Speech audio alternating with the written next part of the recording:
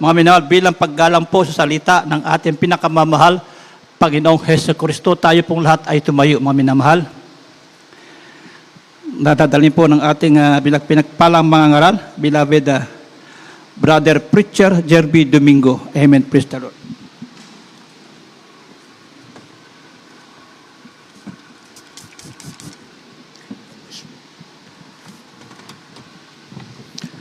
Praise the Lord. Purihin ang ating dakilang Diyos. God bless you po sa ating beloved preacher, ating beloved retired SPO2.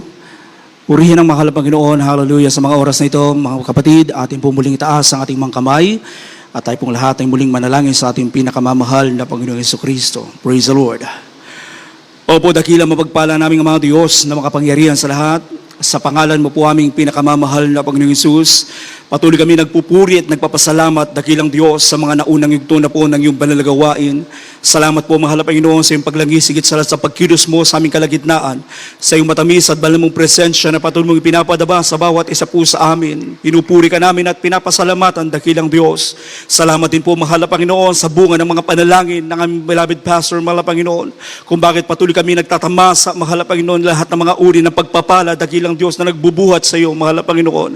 Salamat, dakilang Diyos, at narito po kami sa uling bahagi ng iyong banal na gawain, ang pag-aaral po ng iyong mga banal na salita. Bago pong lahat, minsan pa, muli po kami humihingi ng tawad sa lahat po ng aming mga pagkukulang, pagkakamali at pagkakasala. Patawarin mo po ang bawat isa po sa amin, dakilang Diyos, lalo tigil sa ibang lingkod, sa kanasakan wala po akong magagawa.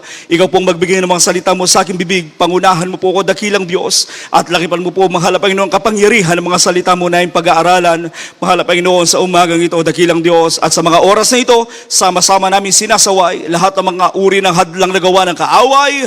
Cast out, cast out, cast out in the might of the Lord Jesus. Hallelujah, hallelujah, praise the Lord. Purihin ang ating pinakamamahal na Panginoong Jesucristo. At sa mga oras na ito, mga kapatid, bago pong lahat, ako po'y taos sa pusong nagpapaabot ng pinakamataas na pagpupuri, pagluluwalhati, walang hanggang pagsamba, ay para lamang po sa ating nag-iisang Diyos na buhay, walang iba sa ating pinakamamahal na Panginoong Jesucristo po lamang. Praise the Lord. At patuloy po tayong nagbibigay ng dobleng paggalang, patuloy na pagrespeto, at patuloy na pag-aalaala sa mga aral at itinuluro ng ating mga beloved parents in the Lord. Ay ganun din po atin din pong ipinapaabot ang ating pagbati sa lahat po ng dear beloved children, sa kanila pong mga pamilya. Purihin ang ating dakilang Diyos, sa aking mga beloved na mga kapwa manggagawa, sa lahat po ng mga ginagamit sa banal na ubasan ng ating dakilang Diyos, sa inyo po mga minamahal kong mga kapatid, at sa lahat po ng ating mga live webcast viewers, at kung meron tayong mga bisita, welcome po kayo sa gawain ng ating dakilang Diyos na buhay. Praise the Lord. At mga minamahal, akin din po binabati, muli, welcome back po sa ating beloved Kuya Mars. Purihin ang ating dakilang Diyos. Hallelujah. Salamat sa mahal na Panginoon, at sa mga oras na ito, mga minamahal, patuloy tayong nagpupuri at dumadakila, sumasamba sa ating nag-iisang Diyos na buhay. At sa mga oras na ito, buksan po natin ang ating mga Biblia, at mga minamahal, mag-aral po tayo ng Word of God. Dito po tayo sa 2 Kings chapter 5, verse 1 up to 15. Pakibasa po sa Tagalog. Dito po sa ikalawang mga ari, ang kabanata ay 5, ang talatay 1 hanggang 15. Ito po sinasabi. Sinaaman nga na punong kawal ng ukbo ng hari sa Syria ay dakilang lalaki sa kanyang Panginoon at marangal, sapagkat sa pamamagitan niya'y nagbigay ang Panginoon ng pagtatagumpay sa Syria. Siya rin na may malakas na lalaki na may tapang, ngunit may ketong. At ang mga taga-Syria ay nagsilabas ng mga pulupulutong at nagdala ng biyag na mula sa lupain ng Israel ng isang dalagita, at siya'y naglingkod sa asawa ni Naaman. At sinabi niya sa kanyang babaeng Panginoon, mano nawa na ang aking Panginoon ay humarap sa propeta na nasa Samaria, kung magkagayoy pagagalingin niya siya sa kanyang ketong. At pumasok ang isa at sinaysay sa kanyang Panginoon na sinasabi, ganito ang sabi ng dalagita na nagmula sa lupain ng Israel. At sinabi ng hari sa Syria, yumaon ka, at ako'y magpapadala ng sulat sa hari sa Israel. At siya yumaon at nagdala siya ng 10 talentong pilak at 6,000 putol na gintong at 10 pangpalit na bihisan. Dito po sa talatang 6. At kanyang dinala ang sulat sa hari sa Israel na sinasabi, at pagka nga dumating sa inyo ang sulat na ito, ay talastasin mo na aking sinugo sina Aman na aking lingkod sa iyo, upang iyong pagalingin siya sa kanyang ketong. At nangyari, nang mabasa ng hari ng Israel ang sulat, na kanyang hinapak ang kanyang suot at nagsabi, ako ba'y Diyos upang pumatay at bumuhay, na ang lalaking ito ay nagsugo sa akin upang pagalingin ito sa kanyang ketong. Ngunit talastasin mo, isinasamo ko sa iyo at tingnan mo kung paanong siya'y humahanap ng dahilan laban sa akin. At nagkagayon, nang mabalitaan ni Eliseo na ang lalaki ng Diyos na hinapak ng hari sa Israel ang kanyang suot, na siyang nagsugo sa hari, na nagsabi, bakit mo hinapak ang iyong mga kasuotan? Paparituhin mo siya sa akin at kaniyang malalaman na may isang propeta sa Israel. 9. Naggayoy na paraon sina Aman na dala ang kanyang mga kabayo at ang kanyang mga karo at tumayo sa pintuan sa bahay ni Eliseo. At si Eliseo ay nagsugo sa kanya. Nagsabi, ikaw ay yumaon at maligo sa Hordan na makapito at ang iyong laman ay sasauli sa iyo at ikaw ay magiging malinis.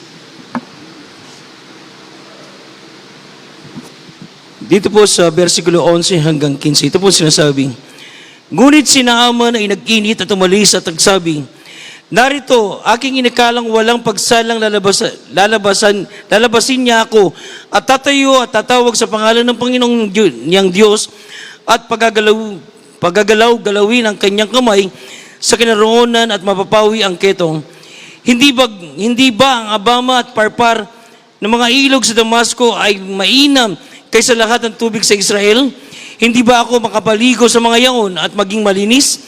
Sa gayoy pumihit siya at umalis na sa pag-init. 13. At ang kanyang mga lingkod ay nagsilapit at nagsipagsalita sa kanya at nagsabi, ama ko, kung ipapagawa sa iyo ng propeta ang anumang mahirap na bagay, hindi mo ba gagawin? Gaano kung sabihin niya sa iyo, ikaw ay maligo at maging malinis? 14. Kung magagayon, lumusong siya at sumugbog makapito sa Hordan, ayon sa sabi ng lalaki ng Diyos, at ang kanyang laman ay nagsauling gaya sa laman ng isang munting bata, at siya'y naging malinis. 15. At siya'y bumalik sa lalaki ng Diyos, siya at ang buong pulutong niya, at naparoon at tumayo sa harap niya, at siya'y nagsabi, narito ngayon, aking talastas na walang Diyos sa buong lupa, kundi sa Israel. Isinasamo ko ngayon sa iyo na tanggapin mo ang kaloob ng iyong lingkod. Amen. Amen. God bless you po sa pagkabasa ng kanyang mga banal na salita. Diyos pong magpala sa ating lahat. Praise the Lord. Title natin mga kapatid, Where Pride Ends, Miracles Begin. Amen. Kung saan nagtatapos ang pagmamataas, doon nagsisimula ang mga himala. Amen? Where pride ends, miracles begins. Pag-aralan natin mga minamahal, ang kasaysayan ni Naaman. Kung maalala nyo mga kapatid, last week, nag-topic tayo ng the heart of Gehazi. Kung maalala nyo yan mga kapatid. Galing din po yan mga minamahal sa 2 Kings chapter 5. Ngayon mga minamahal, pag-aralan naman natin mga minamahal, ang kay Naaman. Purihin ang ating dakilang Diyos.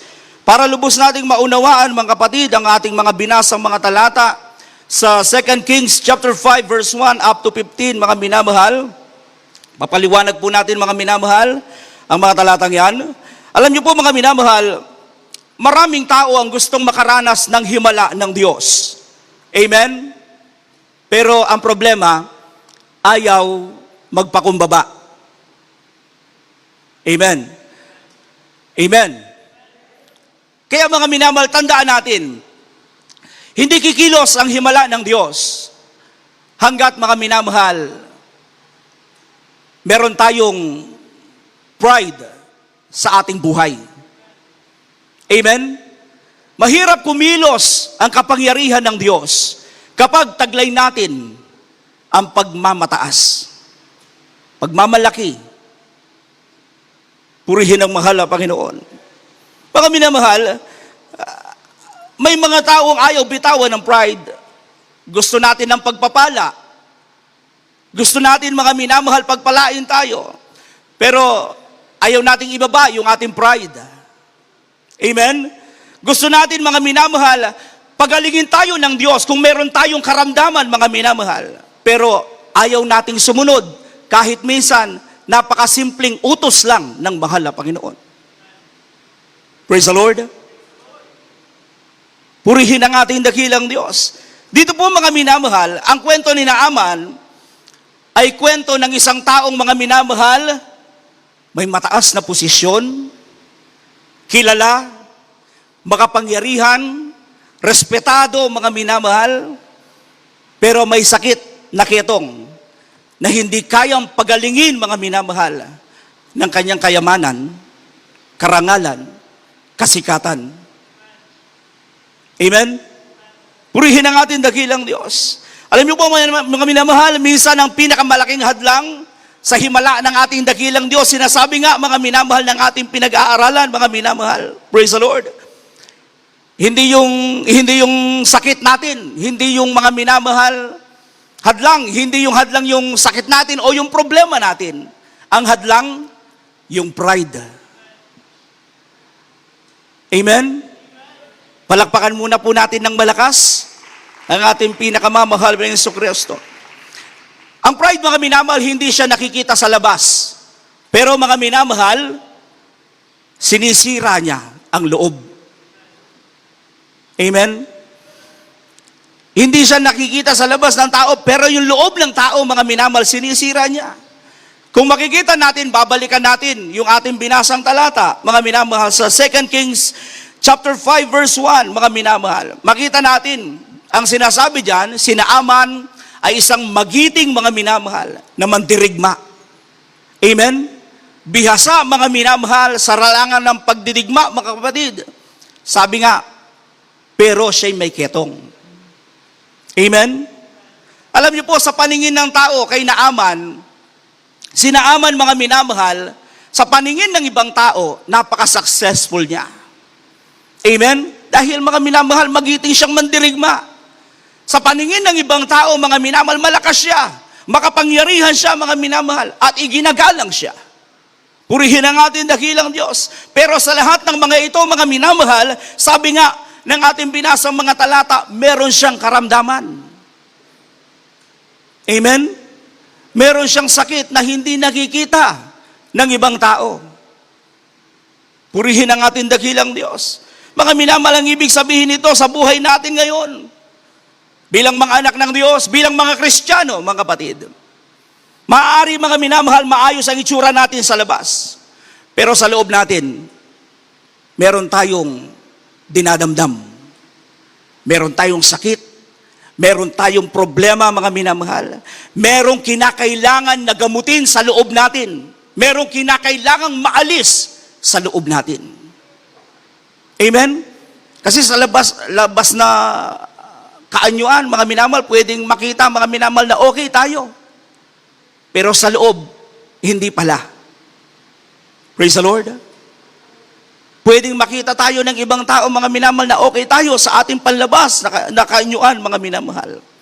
Pero sa loob pala, meron palang kinakailangan na magamot. Meron palang kinakailangan na mawala, mga minamahal, sa ating katawan. Praise the Lord. Alam niyo po, ang ketong ni Naaman, yan po ay naglalarawan o nagsisimbolo ng sinasabi ng banal na kasulatan. Unang-una, kasalanan. Amen? Pangalawa, mga minamahal, yung sugat sa puso, espiritual na karumihan. At yung sinasabi nga ng ating pinag-aaralan, yung pride. Amen? Anong sabi sa Proverbs? Pakibasa muna po. Proverbs chapter 16 verse 18. Dito po sa aklat ng Kawikaan, Kapitulo 16 ang talata po ay 18. Ang kapalaluan ay nagpapauna sa kapahamakan at ang mapagmataas na diwa ay sa pagkabuwal. Amen. Amen? Tignan nyo mga minamahal, maliwanag ang sinasabi sa banal na kasulatan. Ang kapalaluan ay nagpapauna sa kapahamakan at ang mapagmataas na diwa ay sa pagkabuwal. Amen? Ang pride, mga minamahal, yan po ay sumisira ng relasyon. Amen? Ang pride, mga minamahal, yan po minsan ang humahadlang para sa pagpapatawad. Amen? Kapag may pride tayo, mga minamahal, ayaw nating magpatawad. Amen? Praise the Lord. Pag may pride tayo, mga minamahal, ayaw natin magpakumbaba. Amen? Ang pride, mga minamahal, tandaan natin, isa yan sa nagpapalayo sa atin sa mahal na Panginoon. Praise the Lord. Yan, mga minamahal, ang kayang gawin ng pride sa buhay ng Kristiyano. At alam niyo po, mga minamahal, minsan gagamit ang Diyos ng maliit para tulungan yung malaki. Amen? Sa 2 Kings chapter 5 verse 2 up to 3, mga minamahal, alam niyo po, sa mga bersikulong yan, isang batang alipin ang nagsabi tungkol sa propeta sa Israel. Amen? Isang batang alipin lang, mga minamahal. Katulong mga minamahal ng asawa, mga minamahal, ni Naaman. Alipin siya sa bahay, mga minamahal, nila Naaman. Pero yung batang ito, mga minamahal, nung nalaman niya na may karamdaman si Naaman, siya ang nagsabi. Ang sabi niya, mga minamahal, merong isang propeta sa dakong Israel. Amen? Alam niyo po, mga minamahal, isang simpleng tao lang ang ginamit ng Diyos para kay Naaman. Praise the Lord. Bakit po, mga minamahal? Alam niyo po, kung uunawain natin, mga minamahal, yung napakagandang larawan nito, mga minamahal, sa buhay nating lahat. Yung verse 2 and 3, napakagandang halimbawa nito, mga minamahal, sa buhay natin ngayon na mga naglilingkod sa ating dakilang Diyos. Bakit po, mga minamahal? Alam niyo po, mga minamahal, kung mapapansin niyo, si Naaman, sabi nga sa Bible, magiting siya na general. Isang mandirigma, mga minamahal. Amen? Malakas, magaling, sanay sa mga labanan, mga kapatid. Pero mga minamahal, ang tumulong sa kanya, isang alipin lang. Amen? Simpleng tao. Praise the Lord. Kaya mga minamahal, kung titignan natin, ano yung aral?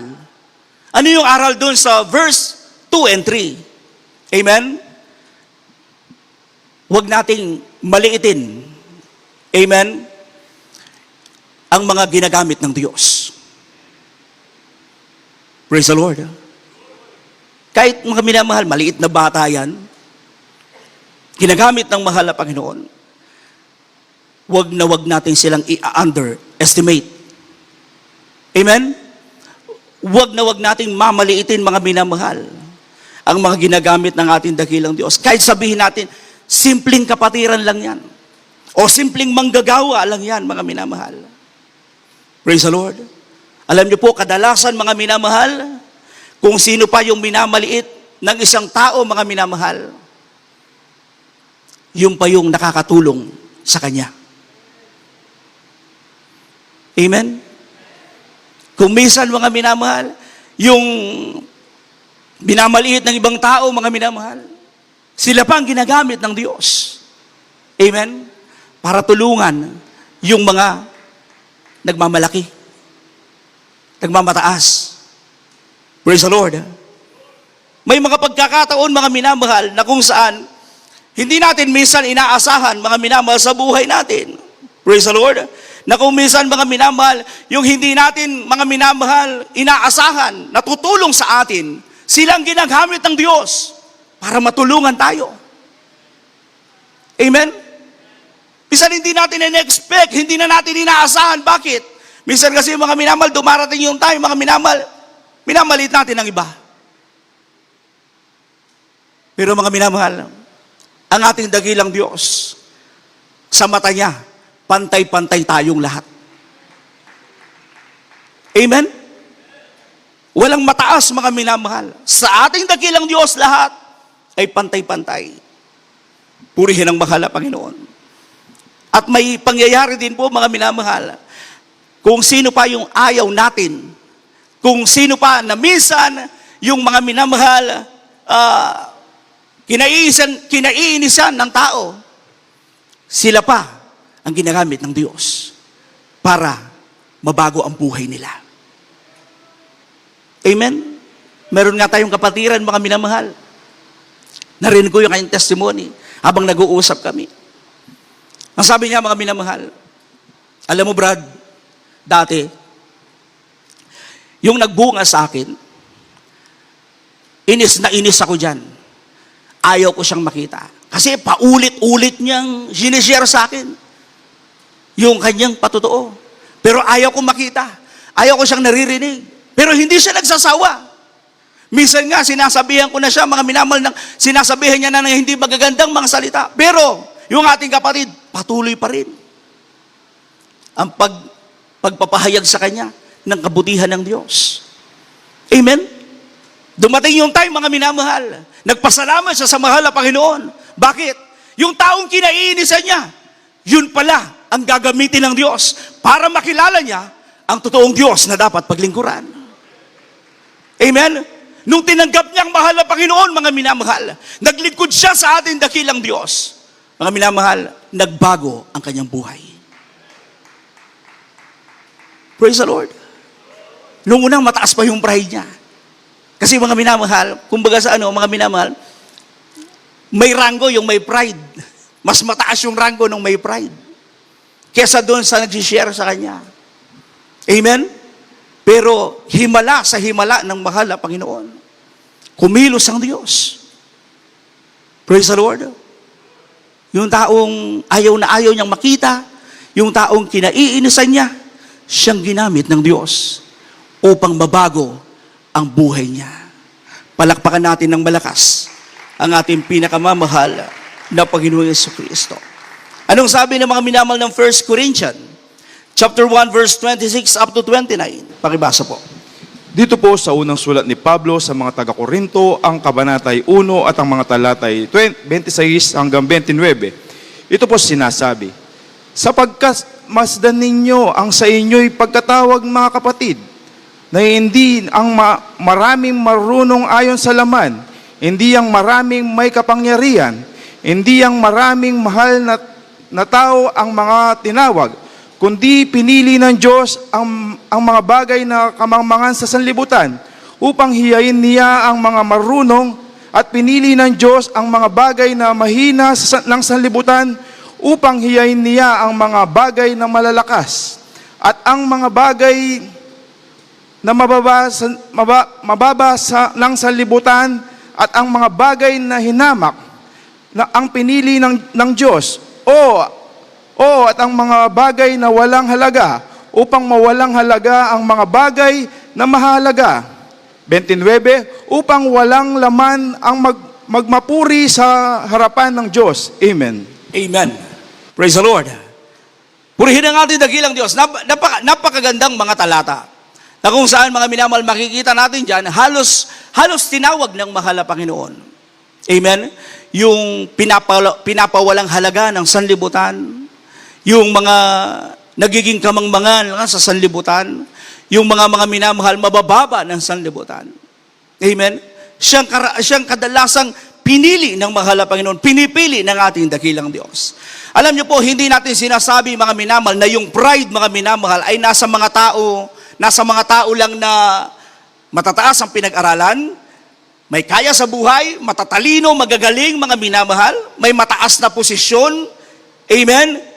Hindi natin sinasabi na sa kanila lang, mga minamahal, sila lang yung nagkakaroon ng pride, mga minamahal. Ang pride, mga minamahal, tandaan natin, hallelujah, kahit sino pwedeng magkaroon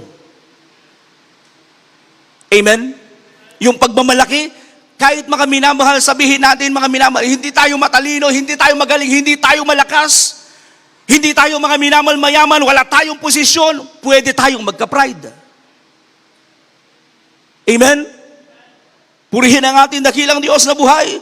Mga minamahal, tandaan natin, ang pride, mga minamahal, mayroon siyang sariling expectation. Amen? Meron siyang sariling expectation. Bakit, mga minamahal? Balikan natin, mga minamahal, yung 2 Kings, chapter 5, verse 10 and 11. Anong sabi sa Biblia? At si Eliseo ay nagsugo ng sugo sa kanya, at na nagsasabi,